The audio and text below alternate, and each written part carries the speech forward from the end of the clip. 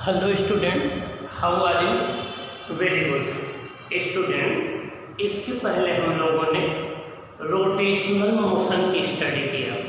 उसमें हम लोगों ने स्टडी किया कि जब भी कोई बॉडी यूनिफॉर्म एंगुलर एक्सेलरेशन से रोटेट कर रही होगी तो उस केस में उसका इक्वेशन ऑफ मोशन क्या होगा।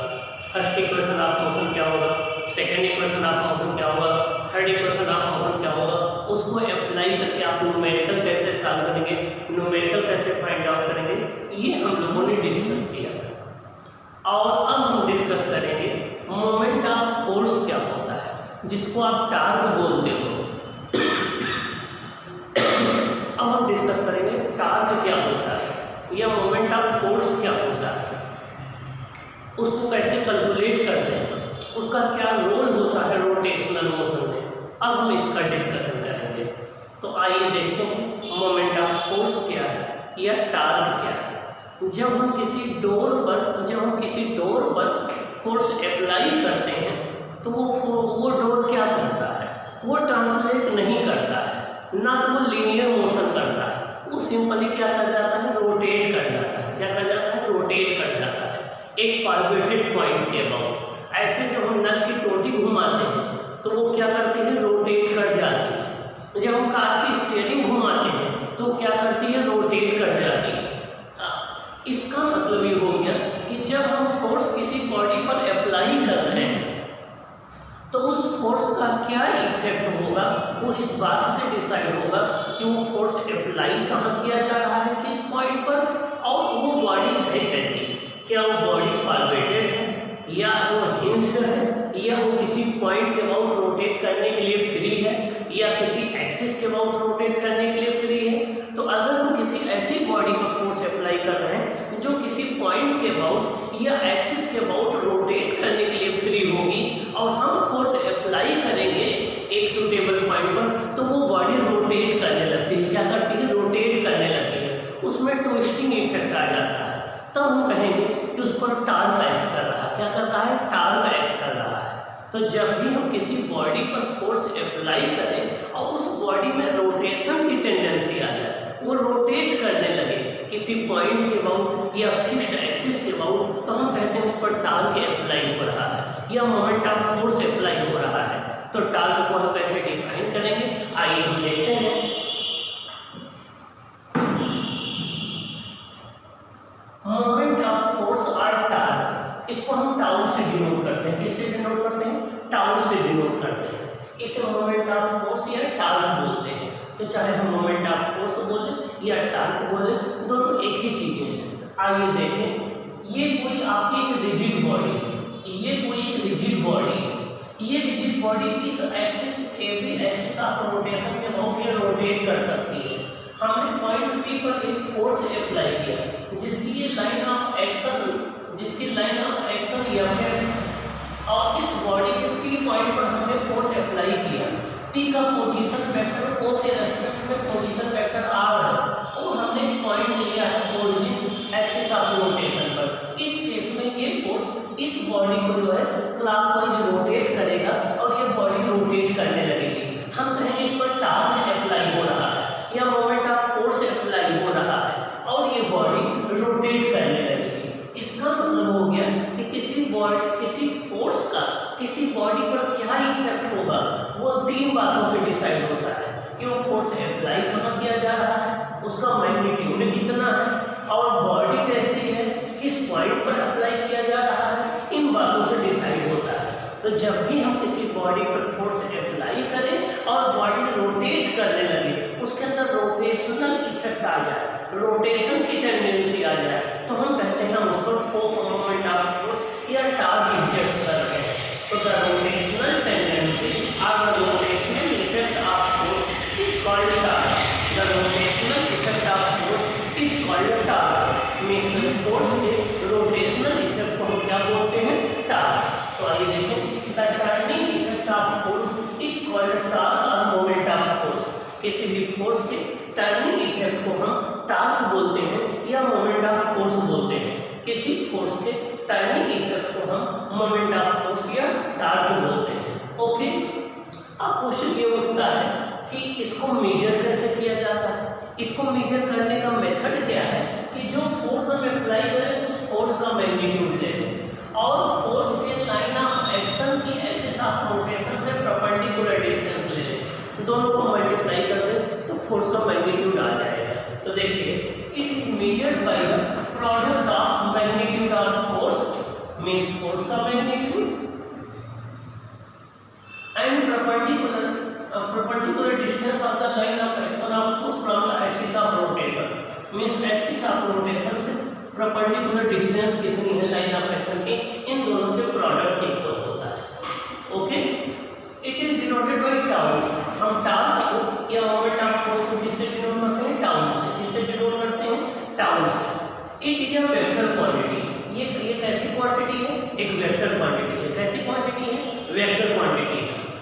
Tau vector tau equal to होता है r क्रॉस m। क्या? r cross m। हमने देखा है कि a क्रॉस b होता है ab sin थीटा, तो ये हो जाएगा r m sin phi unit vector m। r m sin phi unit vector m। यहाँ r क्या है? पोजीशन वेक्टर का मैग्नीट्यूड। यह क्या है? फोर्स का मैग्नीट्यूड। phi क्या है? Angle between the force at position vector. And ये टाइप क्या है? Unit vector perpendicular to the plane of r and m। Okay, इसका मैग्नीट्यूड क्या हो जाएगा? माइनस हो जाएगा r sin phi। तो टाउ इक्वल हो जाएगा r m sin phi। अब इसको हम टाइप कर सकते हैं r sin phi into m। इसका मतलब हो गया कि r की परपेंडिकुलर डिस्टेंस जो फोर्स के लाइन ऑफ एक्शन से है, और फोर्स की लाइन ऑफ एक्शन से r की परपेंडिकुलर डिस्टेंस और into force magnitude of force, यह हम लिख सकते हैं m sin phi into r means force का ट्रांसवर्स या परपेंडिकुलर कंपोनेंट पोजीशन वेक्टर के, मींस फोर्स का वो कंपोनेंट जो पोजीशन वेक्टर के परपेंडिकुलर है इनटू r, दोनों को मल्टीप्लाई कर दे तो टाल मिल जाएगा। phi is the angle between m and position vector r। phi जो है फोर्स इज और पोजीशन वेक्टर r के बीच का एंगल है। यहाँ पर ये m है, ये r है, इनके बीच का ये एंगल phi है। तो जब भी दो वेक्टर के बीच में एंगल लेना होता है तो दोनों के बीच टेल टू टेल रखने पर एंगल लेते हैं। तो अगर हम पोजीशन वेक्टर r को यहाँ शिफ्ट कर दें तो ये एंगल phi हो जाएगा। ये एंगल आपका phi है।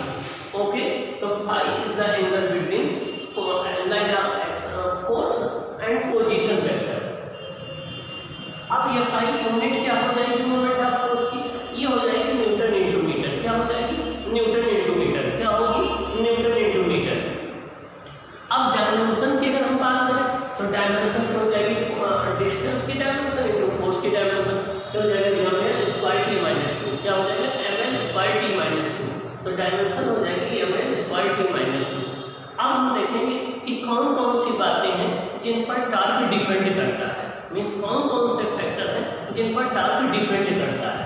Factors on which the tau depends, किन किन फैक्टर्स पर टार्क डिपेंड करता है? देखिए tau equal to rf sin phi। क्या है? Tau equal to rf sin phi। r क्या है? Position vector. यह क्या है? Magnitude of force. sin phi क्या है? Angle between the r and m। इसका मतलब ये हो गया कि जो मोमेंट ऑफ फोर्स है या टार्क है वो तीन बातों से डिसाइड होगा।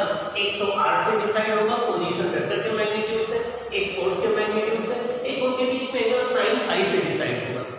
अगर r और m दोनों दूसरे के पैरेलल है, अगर पोजीशन वेक्टर और m दोनों दूसरे के पैरेलल है जिससे उनके बीच में एंगल 0 डिग्री हो जाएगा, और यह एंटी पैरेलल है जिससे उनके बीच में एंगल 180 डिग्री हो जाएगा, तो sin phi की वैल्यू 0 आ जाएगी। साइन इस केस में थीटा 0 डिग्री होगा, इस केस में थीटा 180 डिग्री होगा।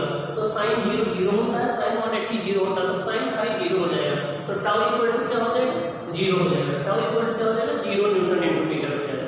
इसका मतलब ये हो गया जब फोर्स की line of action point of origin से पास हो रही होगी उस केस में कोई टार्क नहीं होगा, टार्क आपको 0 होगा। अब मैक्सिमम टार्क की बात करें, टार्क मैक्सिमम तब होगा जब r f के परपेंडिकुलर हो, तो sin phi sin 90 होगा। ये sin phi की मैक्सिमम वैल्यू है 1, तो हमारा मैक्सिमम टार्क होगा वो r f होगा, r into f होगा। क्या? r into f होगा। इसका मतलब ये हो गया कि जब भी फोर्स की line of action position vector के परपेंडिकुलर होता है, पोजीशन वेक्टर के परपेंडिकुलर होता है, तो उस केस में टार्क मैक्सिमम होता है। क्या? टार्क मैक्सिमम होता है। आइए केस 1 देखें। अगर हमें फोर्स गिवन है vector F equal to Fx into I cap plus Fy into J cap plus Fz into K cap, a position vector given है vector R equal to X into I cap plus Y into J cap plus Z into K cap, तो tau equal to हो जाएगा R cross F। तो सबसे पहले हम आई जे के ले लेते हैं, आई जे आई कैप जे कैप के कैप प्लस माइनस प्लस। अब हम R क्रॉस F होता है तो पहले हम R के कंपोनेंट लेते हैं, पहले हम R के कंपोनेंट लेते हैं, यहाँ होगा x y z, fx fy ये है R क्लास में ये R के कंपोनेंट हो गए। I का कोफिशिएंट ये x हो जाएगा, j का कोफिशिएंट y हो जाएगा, k का कोफिशिएंट z हो जाएगा। पहले R आया तो उसके कंपोनेंट लिखेंगे, बाद में f आया तो उसके लिखेंगे। अब जब यहाँ हम I कैप लेते हैं तो ये वाली लाइन हम भूल जाते हैं, हम इसको इससे मल्टीप्लाई करते हैं y इंटू fz और ये हो जाएगा y इंटू fz और माइनस ये हो जाएगा आपका y इंटू fz, ये हो जाएगा आपका y into fz minus z into ये आएगा। उसके बाद हम माइनस j कैप लेते हैं, माइनस j कैप हम लेंगे, यहाँ माइनस j कैप हो गया। अब ये वाली लाइन खत्म हो जाएगी, हो जाएगा x इंटू fz, ये हो जाएगा आपका x into fz minus z into f, ये हो जाएगा x इंटू fz, ये हो जाएगा x into fz minus z into fx, ये आ जाएगा। प्लस हम ये कैप लेंगे, प्लस के कैप लेंगे तो ये कैंसिल हो जाएगा, x इंटू fy, ये हो जाएगा आपका x into fy minus fy into x हो जाएगा, minus fy minus fx into uy हो जाएगा, x into fy, x into fy हो जाएगा, ये x इंटू fy हो जाएगा माइनस y इंटू fx हो जाएगा, y इंटू fx ये आ जाएगा। इसका मैग्नीट्यूड निकालेंगे तो मैग्नीट्यूड ये आ जाएगा, ये मैग्नीट्यूड आ जाएगा। अब आइए देखें, अगर हम टाउ को 3 डायमेंशन में लिखें तो वेक्टर टाउ इक्वल टू हो जाएगा tau x into I cap plus tau y into J cap plus tau z into K cap, इसके 3 कंपोनेंट हो जाएंगे। टाउ x हो जाएगा आपका, टाउ x हो जाएगा आपका टाउ x हो जाएगा y इंटू fz, ये हो जाएगा y इंटू fz, ये हो जाएगा y into fz minus z into fy, आपका y हो जाएगा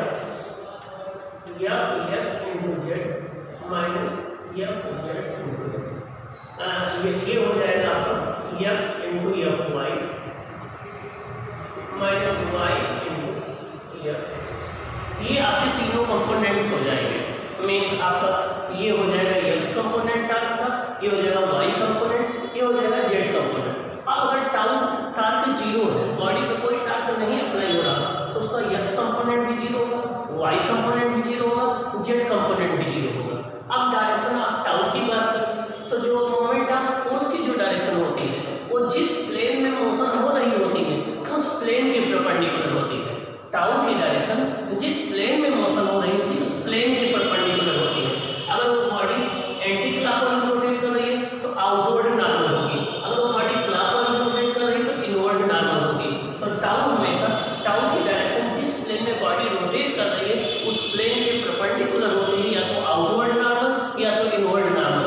बॉडी का एंटी क्लॉकवाइज रोटेट कर रही है तो आउटवर्ड नॉर्मल, अगर बॉडी क्लॉकवाइज रोटेट कर रही है तो इनवर्ड नॉर्मल हो जाएगा। मान लो बॉडी xy प्लेन में रोटेट कर रही है तो टाउ की डायरेक्शन x एक्सिस के लंब होगी, अगर वो एंटी क्लॉकवाइज है तो पॉजिटिव x एक्सिस के लंब, अगर वो क्लॉकवाइज है तो नेगेटिव x एक्सिस के लंब। Tau is an axial vector, वो वेक्टर जो किसी एक एक्सिस ऑफ रोटेशन से एसोसिएटेड होते हैं उन्हें एक्सियल वेक्टर बोलते हैं। तो टाउ एक एक्सियल वेक्टर है। Okay, tau play the same role in rotational motion and the force play in translational motion. Translational motion में या लीनियर मोशन में जो रोल फोर्स का होता है सेम वही रोल रोटेशनल मोशन में मोमेंट ऑफ फोर्स या टार्क का होता है। ट्रांसलेशनल इक्विलिब्रियम के लिए एफ नेट जीरो होना चाहिए। फॉर ट्रांसलेशनल इक्विलिब्रियम के लिए नेट फोर्स जीरो होना चाहिए। फॉर रोटेशनल इक्विलिब्रियम के लिए टाउ नेट जीरो होना चाहिए। फॉर मैकेनिकल इक्विलिब्रियम के लिए एफ नेट भी जीरो होना चाहिए और टाउ नेट भी जीरो होना चाहिए। If F net is zero we can calculate tau about any point on the body. अगर नेट फोर्स जीरो है किसी बॉडी पर तो हम टार्क किसी भी पॉइंट के अबाउट कैलकुलेट कर सकते हैं, कोई इफेक्ट नहीं आएगा। अगर नेट फोर्स जीरो है बॉडी पर तो हम टार्क किसी पॉइंट के अबाउट कैलकुलेट कर सकते हैं, कोई इफेक्ट नहीं आएगा, सेम रिजल्ट आएगा। क्या? सेम रिजल्ट आएगा। तो अगर आपका टार्क जीरो है तो उस केस में हम किसी भी बॉडी पॉइंट के अबाउट टार्क निकालें, कोई इफेक्ट नहीं आएगा। Anticlockwise movement are taken as positive. Anticlockwise torque को हम पॉजिटिव लेते हैं, clockwise movement are taken as negative. Clockwise torque को हम नेगेटिव लेते हैं। In linear motion force is important but in rotational motion it is the torque means force and its point of application is important. Translational या linear motion में force important होता है, लेकिन rotational motion में force उसका point of application में torque important होता है। In translational motion, center of mass of the body moves, but in pure rotational motion, it remain at rest. Means translational motion में किसी बॉडी का center of mass move करता है, लेकिन rotational motion में ये रेस्ट में रहता है। आइए हम एक न्यूमेरिकल सॉल्व करते हैं। Find the torque of a force 5I cap minus 2J cap plus 7K cap about the origin which acts on a particle whose position vector is r equal to 2I minus J cap plus k cap. Means ये force apply किया जा रहा है और इस point पर apply किया जा रहा है। ये आपको इसका टार्क निकालना है। फोर्स हमारा ये हो गया, आर ये हो गया, टाउ इक्वल टू होता है आर क्रॉस एफ। तो पहले मैंने आर नोट कर लिया, फिर एफ कर लिया, प्लस माइनस प्लस आई कैप जे कैप के कैप।